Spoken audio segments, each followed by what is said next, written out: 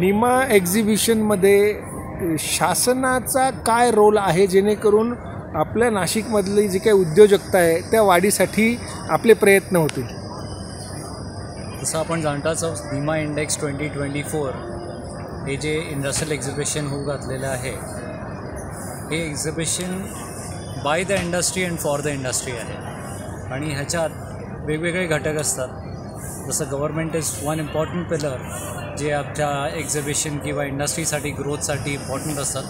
फक्त ते सँक्शन नाही करत, पण ते जे काही आपलं जे काही म्हणणं आहे आणि आपलं ग्रोथ ऑफ द सिटी आहे ते सेंटरपर्यंत पोचवतात. ते फार एक महत्त्वाचे घटक आहेत. तर आपण काय करतो आहे, त्यांचं पण vision with the industry vision ह्याचा एक आपण राऊंड टेबल घेतो आहे उद्या. आणि त्याच्यात vision of government officials for the future of industry काय असायला पाहिजे, कसं असायला पाहिजे. म्हणजे ग्रोथ तर असलाच पाहिजे, पण सस्टेनेबिलिटी पण काय असली पाहिजे. एन्व्हायरमेंटल जे काही आपल्याला नॉर्म्स वगैरे जे काही पाळायचे आहेत ते करून आपण कसं ग्रो करायला पाहिजे, या अनुषंगाने ते उद्याचा चर्चासत्र आहे. निखिल पांचाळ जनरल सेक्रेटरी म्हणून गेल्या महिनाभरापासून या निमा इंडेक्स एक्झिबिशनसाठी प्रयत्नशील आहेत. एकंदरीत किती स्टॉल थाटलेले आहेत, काय सांगाल? साधारण 550 स्टॉल्स आहेत आणि वेगवेगळ्या क्षेत्रातले आहेत. फक्त मॅन्युफॅक्चरिंग नाही, पण ह्याच्यात तुम्ही बघतात की ज्याच्यात भरपूर इंटिग्रेटर्स पण आहेत.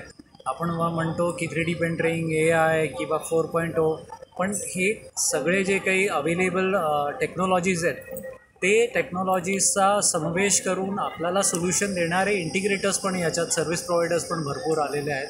I think it's a wonderful opportunity. सगळ्यांनी यावं, व्हिजिट करावं आणि सगळ्यांनी ह्याचा लाभ घ्यावा. नाशिककरांना वेगळं काय इथे बघायला मिळेल पुढील 4 दिवसात? म्हणजे 9 डिसेंबरपर्यंत हे एक्झिबिशन आहे. नाशिककरांनी काय यावं? It's a must visit exhibitions, कारण की टेक्नॉलॉजी एवढी फास्ट ग्रो होते आहे की प्रत्येक वर्षी लोकांना काही ना काही नवीन, म्हणजे आपल्याला पण नवीन गाड्या आवडतात तर we have vehicles out here. नवीन टेक्नॉलॉजी आवडते तर टेक्नॉलॉजी आहे अवेलेबल. नवीन प्रोडक्ट्स आवडतात तर नवीन प्रोडक्ट्स आहेत अवेलेबल.